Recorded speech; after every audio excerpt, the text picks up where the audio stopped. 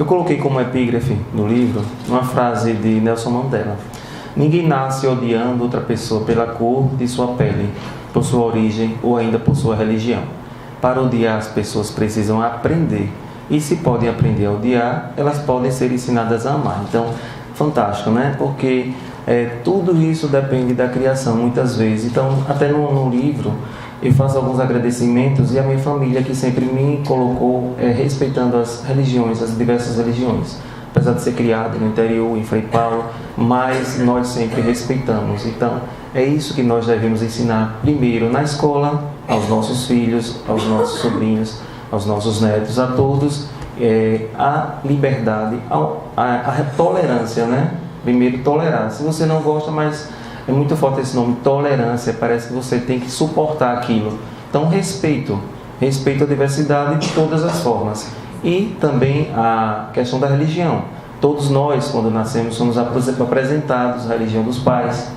E aí nós temos os rituais, passagem, batismo, primeira comunhão, casamento, passagem também, o velório, às vezes depende da religião que a pessoa é criada. Então tudo é questão também de cultura. Então o que acontece? Nós, aqui no Brasil, tivemos ao longo da experiência, desde os portugueses, perseguições por questões religiosas. Nosso país ele é formado mesmo por religiões diversas, né? Quando os negros aqui chegaram, eles tiveram um pouco de dificuldade de professar sua fé, e aí que vem o sincretismo, vem a questão da substituição dos orixás pelos santos, para que pudessem professar a sua fé. E aí surgiram as perseguições aos negros, como o próprio secretário Gama falou aqui em Sergipe não foi diferente, muitos terreiros foram perseguidos, como estão sendo hoje no Brasil. Aqui na Comissão de Liberdade Religiosa nós temos casos também de perseguições, ainda de matriz africana, de religiões de matriz africana, e isso deve dar um basta. Ninguém é melhor do que ninguém, né, gente? A própria Constituição, ela afirma que é livre, você pode professar qualquer fé, que é a liberdade de crença, ou até mesmo de não ter crença nenhuma. Se você quiser ser ateu, você pode, porque a Constituição ela permite. Então a liberdade de crença, a liberdade de culto, isso daí na época do Império mesmo era proibido terminantemente, as pessoas tinham que se trancar em casa para cultuar de forma baixinha, porque eram proibidas. Mas hoje, em que pese o Estado ser laico, né? E o que é Estado laico? O Estado tem que ser neutro, tem que defender todas as crenças, mas infelizmente algumas pessoas ainda têm que se trancar para cultuar seus deuses, né? Digamos assim, sua fé.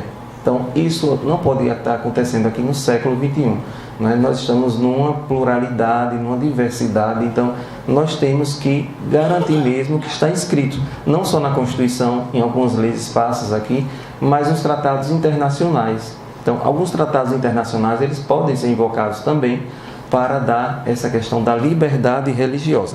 Então o próprio artigo 5º da Constituição, eu já falo no início, é inviolável a liberdade de consciência e de crença, sendo assegurado o livre exercício dos cultos religiosos e garantida na forma da lei a proteção aos locais de cultos e suas liturgias. Então, aqui já está dizendo que é livre. Então, toda violação a essa prática é considerada um crime, está no Código Penal. Aquele que violar a crença do outro, ele responde, não só pelo Código Penal, por alguns tratados também, por algumas leis também, lei de contravenções penais.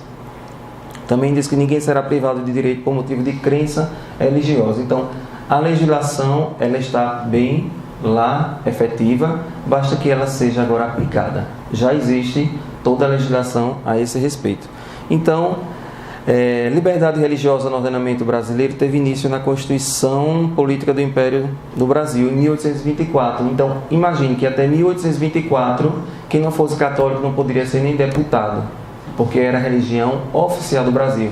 Aqui vizinho na Argentina, a religião oficial da Argentina é a religião católica. Vocês veem, vizinhos, né? Então, mas no Brasil não.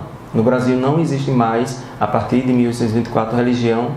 Quer dizer, foi de 1890 com Rui Barbosa, com um decreto que aí ele fez uma campanha não contra a Igreja Católica, mas Rui Barbosa ele foi precursor nessa história da liberdade religiosa, e um decreto, né, baseado nele colocou o Estado como Estado laico. E aí a Constituição de 1891 ela manteve esse decreto, e desde então que o Estado é laico. Laico é um Estado neutro, então nenhuma religião pode ser melhor do que a outra para o Estado. É interessante, no livro eu abordo também a questão de símbolos religiosos em locais públicos, que é um assunto muito polêmico também, que viola para algumas religiões, porque muitas vezes é um crucifixo, é um Jesus na cruz. Então isso tudo foi chegando nas jurisprudências dos tribunais do Rio Grande do Sul, por exemplo. Já teve um julgamento em que eles, a corte do TJRS, manda retirar os crucifixos das repartições públicas. Esse assunto já chegou no STF, mas está para ser analisado. Mas aí o que é que eles abordam? As questões, as pessoas que defendem a manutenção desses símbolos, pelo estado cultural também, são religiões que o Brasil teve a sua parte cultural, então deve ser mantido. Como Cristo Redentor, eu falo isso também, como os orixás da Bahia, então tudo isso é visto também como uma forma cultural. Então existe uma corrente doutrinária, existe uma corrente jurisprudencial que apoia, baseado nessa parte cultural. Então vocês vão ver algumas decisões também nessa obra aí a respeito disso.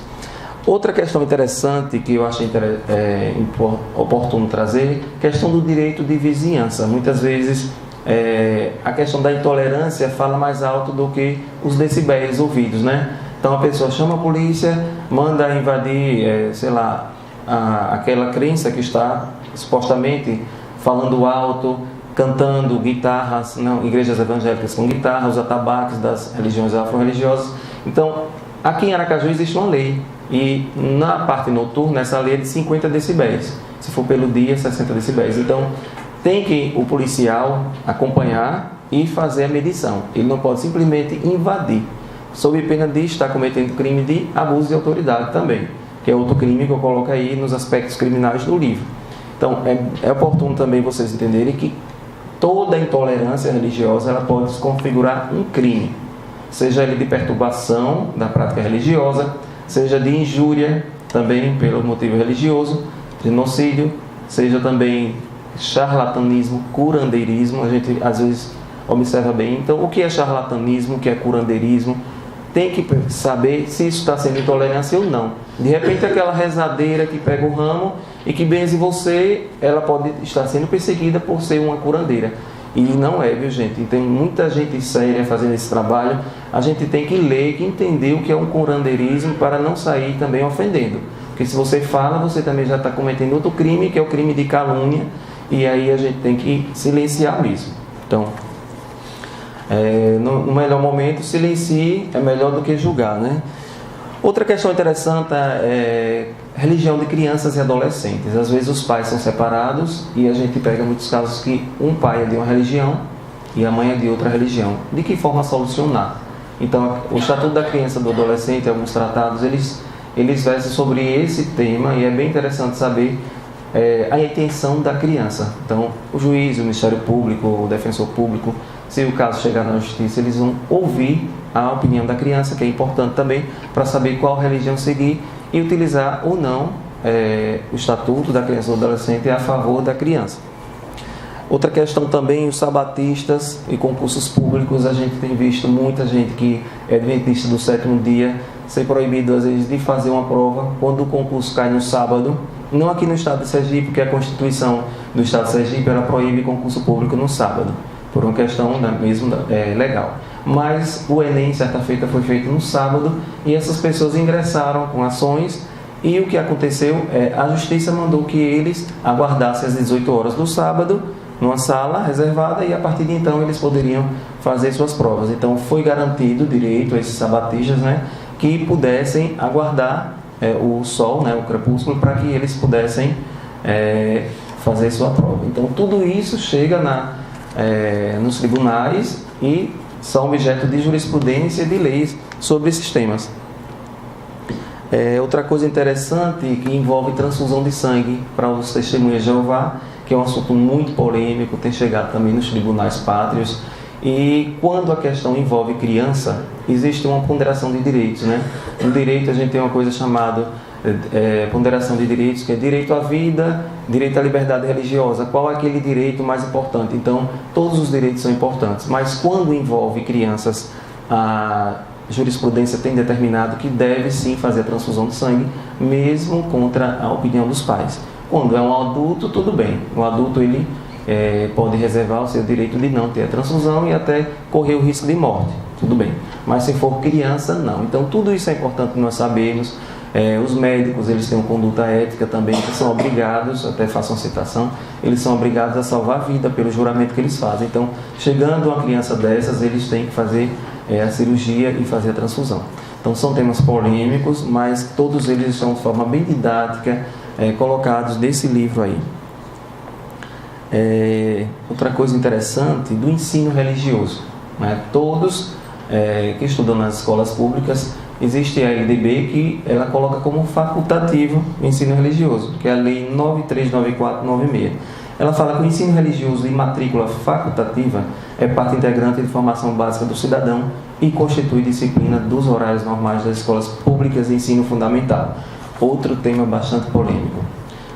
Alguns professores que têm sua fé diferenciada, eles têm insistido para que aqueles alunos obtenham ensinamentos daquela devida religião. Isso tem gerado também polêmica, inclusive alguns alunos de matriz africana têm sofrido perseguições também, como nós temos visto.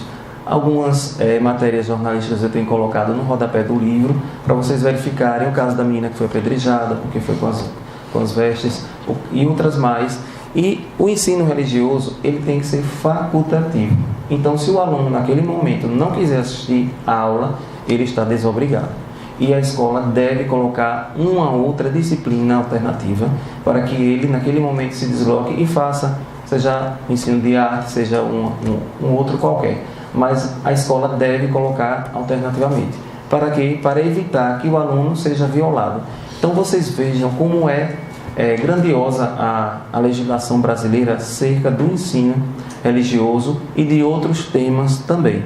Tem a LDB, tem tratados também que tratam sobre o assunto, e cada estado, cada capital, elas têm suas legislações próprias a esse respeito. Então, toda e qualquer violação, existem os órgãos competentes, como aqui a Comissão de Liberdade Religiosa, que nós estamos a receber toda e qualquer denúncia e tomamos as providências cabíveis. Nós temos aqui Kellen, tem Diego aqui, Ivaldo e outros membros aqui também presentes e que sempre está atuando. Basta entrar em contato, ligar para a OAB. Tem a Delegacia de Grupos Vulneráveis, que é responsável por todo e qualquer ato de intolerância religiosa. É só procurar a SSP de Sergipe, que tem uma delegacia direcionada para isso. Então, o que é que a gente observa? Eu até fiz uma conclusão. Observa-se que todo esse arcabouço de leis e tratados internacionais não são capazes de combater a intolerância, desrespeito às diversas modalidades de religião dos brasileiros, ou ainda daqueles que não querem seguir determinado credo. Diante da ineficácia da legislação, torna-se necessário o ingresso ao judiciário em ações criminais e cíveis com vistas a discutir as liberdades dos cidadãos envolvidos. Então, infelizmente, algumas pessoas precisam entrar no judiciário mesmo para ter assegurado o seu direito. Outra questão que até o Dr. Fausto falou, a questão da imunidade tributária, que é bem interessante para a questão da legalização. Então, nós temos a liberdade de culto, de crença e de organização religiosa. Então, existem inúmeros grupos religiosos que não têm ainda uma legalização. E nesse último capítulo do livro, nós colocamos o quê? A ata de criação da organização religiosa, o passo a passo, depois vai para a Receita Federal, depois que registra o CNPJ, o que é que a organização religiosa deve fazer e o que é que ela tem direito.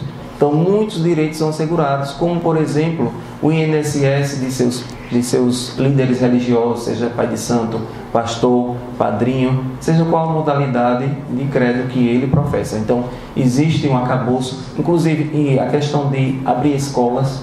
Então, se existe uma organização religiosa legalizada, ela pode ter cemitérios, ela pode ter escolas, ela pode ter várias questões que as pessoas deixam de ter esses direitos por não estar legalizado. Então é importante que os líderes religiosos eles tenham acesso a esse livro como se fosse uma cartilha mesmo. Leiam, estou à disposição para tirar quaisquer dúvidas, é só me procurar, é fácil de encontrar aqui na Comissão de Liberdade Religiosa, procurar na OAB, e eles têm um contato também Kellen aqui, qualquer membro da Comissão de Liberdade Religiosa está apto para resolver toda e qualquer questão envolvendo prática de intolerância religiosa. Então, todos unidos chegaremos lá para combater a intolerância religiosa. Esse é o principal motivo desse livro aqui, Religião e Legislação, uma questão de direito, para que todos nós realmente tenhamos direito, o que está faltando nas nossas vidas, né? Nós temos muita legislação, mas o direito mesmo ele tem que ser assegurado.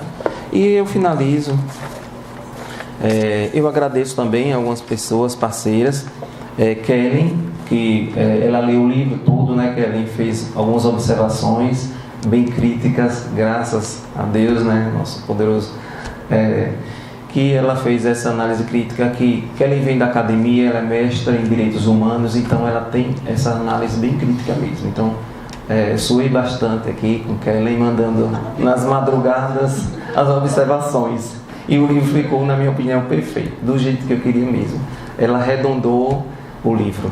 Agradeço ao André Dias, que fez a parceria nas relações de trabalho, não é? Que é um tema assim, que eu precisava desse apoio também de André, que não é muito minha área de atuação, direito do trabalho, mas ficou muito interessante. Parabéns também, André. E capítulos também com Kellen, falando um pouco de fundamentalismo religioso, da secularização, que é outra coisa interessante de se estudar. Os alunos de ciência da religião sabem o que eu estou falando. Secularização é um tema bastante vigente nesse momento. E também eu quero agradecer a Tiago Avelino, que também perdeu algumas noites lendo o livro também. Eu coloquei todo mundo para ler o livro, né? Para ficar uma coisa bem produzível mesmo, certo, gente? Jean Carlo, que está aqui, nosso design, ele fez essa capa maravilhosa. Jean aqui, certo, Jean? Gratidão aí você. A editora Prismas, esse livro vai ser publicado pela editora Prisma, é uma editora de Curitiba. Eles leram o livro e acharam interessante para publicar, e vai sair uma tiragem inicial de 1000 livros. Vai para a livraria Saraiva, Amazon, Livraria da Cultura, várias livrarias nacionais, e no próprio site da livraria eles vão divulgar também para a venda. Isso é muito importante, né? O apoio de uma livraria, porque a gente sabe como é difícil essa parte cultural no Brasil. E um lançamento assim de uma pessoa desconhecida para eles nacionalmente, e eles apoiarem essa obra aqui, certo?